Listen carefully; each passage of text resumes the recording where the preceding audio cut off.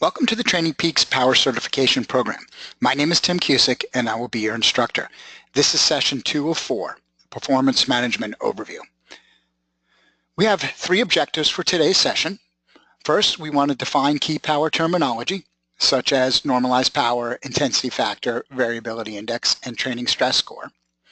2, we can give an overview of the performance management system, including fitness, fatigue, and form measurements.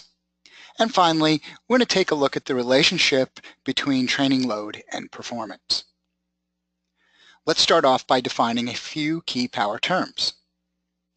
First, we have normalized power, or NP. Normalized power is your estimated average power number if you had have ridden at a consistent power output.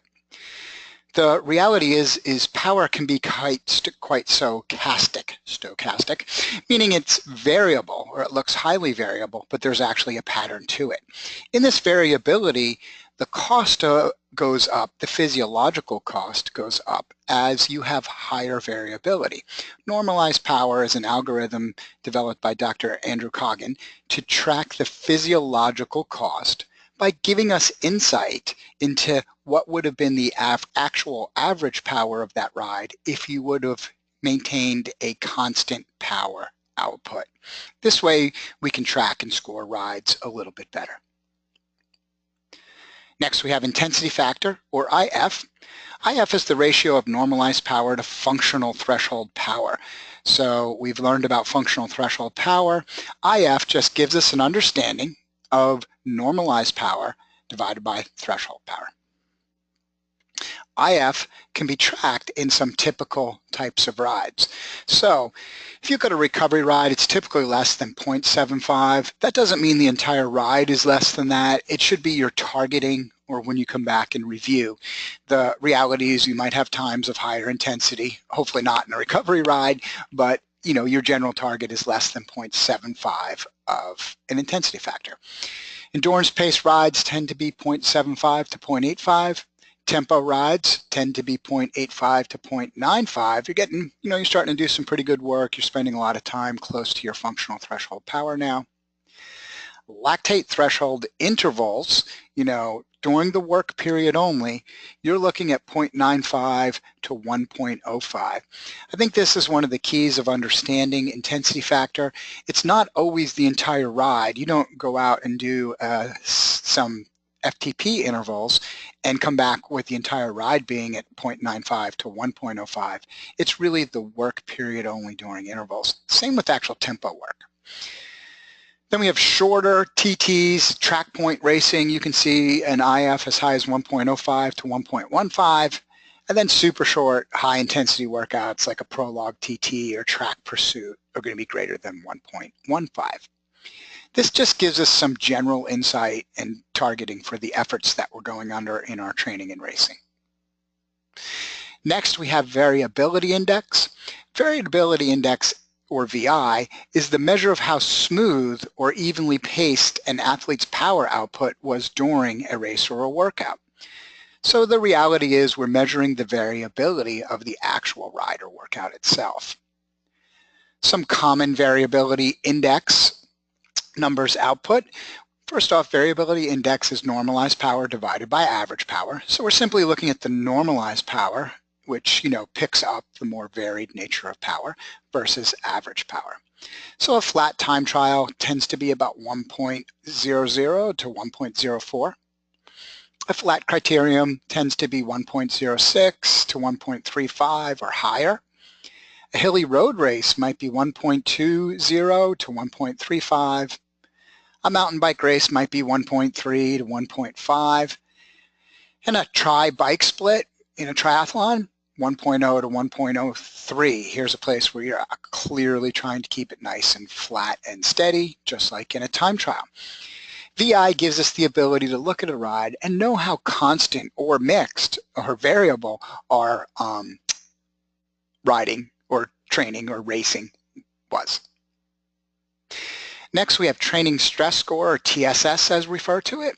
TSS is the total workload of a ride as a function of duration and intensity as measured by intensity factor. So how long and how hard did you ride creates a training stress score. Scoring with training TSS basically is the basis of all of the performance management chart and tracking systems.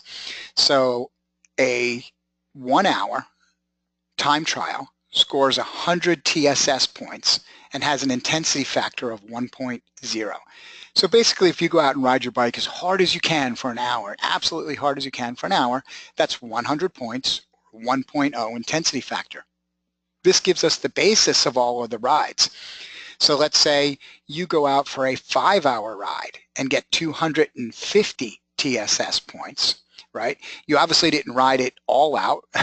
So for 5 hours at 250 TSS points, the physiological stress that you put in was equivalent to 2.5 1-hour full-time trials.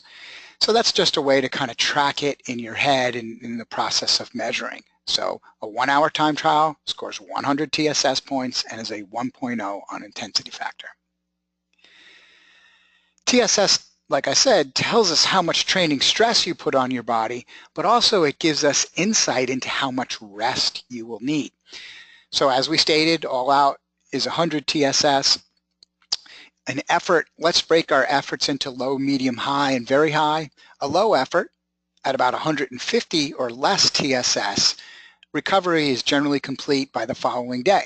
So a low effort recovery is easy, 150 TSS. We're usually ready to train normally the next day. Medium, we have some residual fatigue may be present the next day and it's gone by the second day. That's typically rides of 150 to 300 TSS. That's where, man, you've done some good work, you're definitely feeling some fatigue, you wake up the next morning, you jump on your bike, your legs are a little heavy, a little fat the next day, you're not quite ready to train. You can train and typically go hard, but you're feeling it and it might take a little bit of the edge off your top end for you. High effort, some residual fatigue may be present even after 2 days, and those are rides for 300 to 450 TSS. Typically after a big ride like that, it's really hard to go out and have a good training day the next day. Don't get me wrong, it's not that you can't, it's just it hurts and a lot of times you can't, it is true, but it's painful, the fatigue is deep, you're really not ready for a great training or performance day.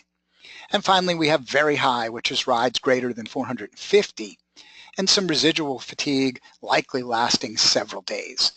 This chart is generally for well-trained athletes with some training under their load under their legs. So just know that these are generalized kind of projections based on well-trained athletes.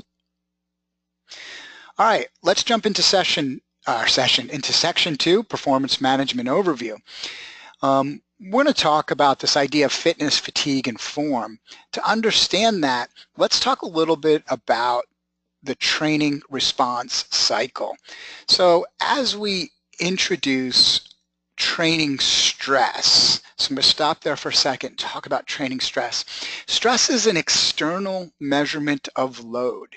Strain is what our body undergoes under such load. Then once you rest, adaptation is the expected result. So we introduce a training stress. We go out and we ride our bike. Under that training stress, our body undergoes strain and fatigue. We're increasing. We're going deep into some fatigue, and depending on how much you ride, how deep. Then you recover, right? And with recovery is simple. That's the easy part. We just rest, and we hope for adaptation. That's pretty much the target of what we're looking for. When you look at the idea of managing performance, a performance management chart over time, this is a cycle. You can consider this typically a microcycle. So this is a cycle. You want to be able to repeat that cycle. So basically what you're doing is, you introduce more training stress, so you start cycle 2 going.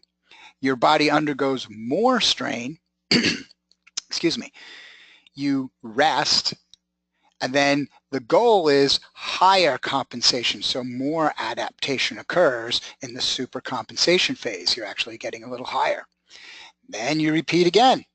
Oops, sorry, those came in together. This one here, repeats again, you see the third cycle goes even higher. So again, we introduce more stress, our body undergoes more strain, we adapt more. Now, if we overdo it, we introduce more training stress than our body's prepared for, we undergo too much strain, too much too fast, creates the situation for either non-functional overreaching, which is really the phase you go through right before overtraining, or can create overtraining. Even not resting enough can be part of that. What happens in that type of a cycle is we just don't gain the type of adaptation. Our body's actually too tired to adapt. So you want to be careful about introducing too much training stress too quickly and driving your body into too much strain so we can avoid creating any type of overtraining. Now that we understand these cycles, let's take a look at a way to look at it and track in the performance management chart. The performance management chart looks like this. It's found on the dashboard of the Training Peaks Premium account. Very simple process, even though at first view it might look like you've got a lot of lines and a lot of colors going on here.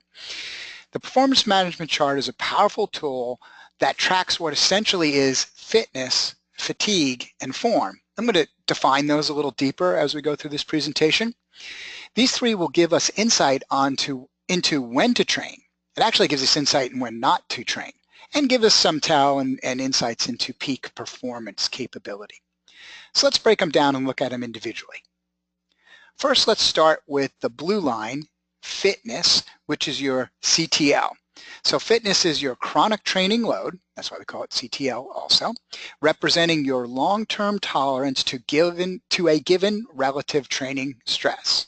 And fitness really is just that, right? It's your long-term tolerance. How much can you tolerate exercise or strain in a performance in a race or whatever it is. We see here the blue line, which represents our fitness through the tracking of your chronic training load. And as the blue line goes up, we get more fit. We notice it isn't constantly going up. The reality is you would have to continue to increase your training load to have it constantly going up. And we see it ebbs and flows a little bit based on the work this athlete is doing. We see periods of decline like here, and then periods of more rapid increase here. So fitness is your best way of tracking how much training load you've gone under and what's the expectation improvement in fitness within your body. It typically represents a rolling 6 weeks, that's the default. It can be adjusted, but it's a rolling 6 weeks average of your training stress score. It's a little more complex than that, but it's a simple enough way to track it. So it really is over the last 6 weeks, the average daily training stress score. Next, we track your fatigue. So fatigue is your acute training load, ATL, and represents your short-term training load in TSS per day. So here we have your fatigue coming in, and the fatigue is the pink line, and you notice it is more active. We tend to see more extreme changes. That's because it's measured the same as your CTL, but instead of the rolling last 6 weeks, it really is the rolling last 7 days. This gives us insight into your acute training, which tells us how tired you are, how much short-term fatigue you're carrying. So you'll notice here as the CTL, the fitness goes up, so does the fatigue. This athlete is training, there's a short-term heavy push going on here, and the fatigue is getting higher and higher and higher. So this gives us insight into the athlete's fatigue within their performance. Finally, we have what's known as form, and I'm going to go a little deeper into form here in a couple of slides. Form, or TSB, is your training stress balance and is a good indication of how fresh you are at any given point. And really, when you say fresh, this form, you're talking about readiness to perform. How ready is this athlete to have a peak performance, to win the big race, to hit their big goal? Form is the yellow line, and it's actually a balance between the acute training load, and there's which is your fatigue, and your fitness or chronic training load. Now, if you'll notice, it seems to have an inverse relationship, and there is a calculation in that. Basically, form is the inverse of your acute training load. So as you give up a little acute training load, as you back off a little bit, you'll notice form comes up. What are some of the uses of the performance management chart? In a training sense, it helps us determine optimal long-term training load. How much training can that athlete handle and how quickly? It gives us some idea of what we call ramp rate and pacing. Next, we have tracking and measuring application of the progressive overload principle in training.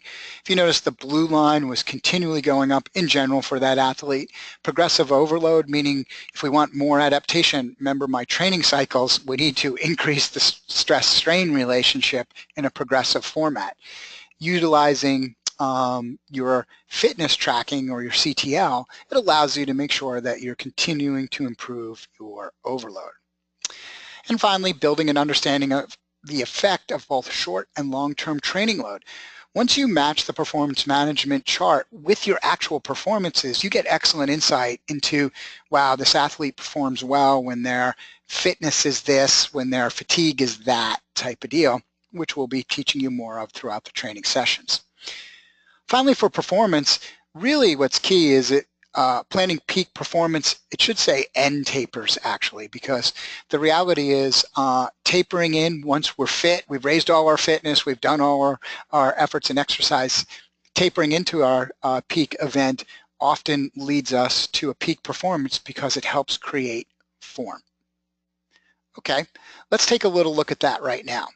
So in this final section, we're going to look at training load and performance and identify and review the basic relationship between training load and performance. To do that, let's start out by defining form. Form is one of these mythical words that people utilize. Everybody wants form. Everybody wants to be on form. And it simply is an athlete's readiness to perform at peak. As a coach, your job, as I stated in session 1, really is to get somebody on form, on time for their big event. So what's kind of this secret of form? Well, form is a balancing point. It's a balancing point between fitness, so when we look at our fitness, and fatigue. So the reality is this balancing point needs to be achieved because we want maximal fitness, right? But too much fatigue can really be a barrier in our performance. So we also need to reduce fatigue. So as we discussed, fitness is the result of adaptation to training stress and strain. So we're building fitness, right, as we're introducing stress and strain.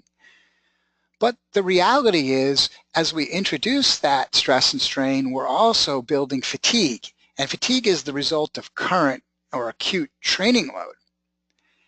The challenge is fitness. So building fitness requires an increase in fatigue. So the more fitness we want, right, technically the more fatigue we're building. Fatigue, though, if we want to reduce fatigue, that requires a reduction in fitness. So these two are always, when it comes to the thought of form, they're always kind of working against each other, right? To get great form, you really need great fitness, but you can't perform well if the cost of that great fitness is a deep fatigue. That's why form is a balance between those two. And that's why we call it training stress balance, because it's a balance between fitness and fatigue. And form is the result of that proper balance. So when you look at, back to a PMC chart, when you look at this form measurement, you'll see the yellow line, form, is giving us some insight in when this athlete is ready to perform. That being said, form is a range. Not higher is always better. That doesn't mean you want your form to be super high, because remember, you're giving up fitness. Here this athlete is giving up, look how much their fitness and their fatigue, yes, fatigue is going down, but they're quickly losing fitness. So form is high. So it really is performance in a range. Form tends to come in a range. That's why we call it training stress balance. What are some typical training stress balance at time of personal bests? Well, let's look at all durations. This is a chart tracked in a large database managed by Dr. Andrew Coggin, and we're just looking at when athletes have their peak performance, what is their training stress balance on the day of that performance? You know, how much form did they have? Basically, you can see that here in the center, we see a pretty high percentage of peaks coming when the athlete is positive TSB, positive form, 5 to 10 or 10 to 15. Sure, out here in the other ranges ranging from -5 to 0 or 0 to 5, we still see some pretty good performances. And as these athletes get fresher, we're still seeing some okay peaks, but we see the bulk here. When we look at TSB, we typically consider negative TSB really being about -10 and below. So when you look at -10 and below, we don't see many peak performance efforts. Really gives us insight into that role of fatigue. This is general population. You need to review and understand how your athlete performs in this, which we will actually go into in session 3. Neutral. So neutral is usually -10 all the way up to +10. So as we go more neutral, go more positive, we see improvement in performance. And then positive is 10 plus, because it really can go up to above 30. There's the core of our performance. This should give you insight of a starting point, but it's imperative that you find your specific or your athlete's specific peak performance, what the form number would be. Form at time of personal best power. So here we're looking at under 2 minutes. So if you're a track racer or someone looking for a short peak for some reason under 2 minutes, we see that freshness really matters. Look how high that 10 to 15, that really seems to be the sweet spot of peak performance for under 2 minute efforts. So again, just adding some insight, we see it really, being important about freshness. And if you look at peak performance, for short numbers, look here, you barely ever see them when negative. And that is, really good guidance to perform in a short effort, high, super high muscular demand. You really need to be fresh. You need to be extremely well rested. When we look at powers over 5 minutes, so basically these last two charts, this one and this one, are breaking down, dividing the overall one we first saw. We see actually a more smooth range, right? Here we're seeing peak performance can be a little broader. We're still seeing this sweet spot right in here in the middle, but again, look how ranged it can be once we start doing, time above 5. So the reality is it's super important to find your athlete's specific form. At what point of form are they performing the best? Quick little advanced view, this is WKL4. In WKL4, you can run a PMC. So this is a slightly different PMC view. You're seeing still yellow is your form, training stress balance. Blue is your fitness, chronic training load. And pink is your acute training load or your fatigue. What we're doing here, though, is we're able to put peak performances at different time ranges, 5 seconds, 5 minutes here in the blue, 20 minutes in the gray, right? And a classic example, you see this athlete training through here, their 5 seconds are spread pretty much across the board. But if you look at this great cluster of 5 and 20 minutes, it happens right here as they've been resting and they get back to work. So they're pretty fresh, they do well. They freshen up again and they get another cluster. But look here in this long training session they're going through, once they get a certain amount of fatigue in them, this fatigue line is going up, their form is going down, the bests stop happening. So by tracking these type of peaks, we're able to better understand the relationship between fitness, freshness, and the actual performance. Therefore, figure out form, what's their best form number. Congratulations, you're 50% complete. This completes session 2. Session 2 will contribute 25% of the test questions on the final certification test. Please begin session 3 when you are ready.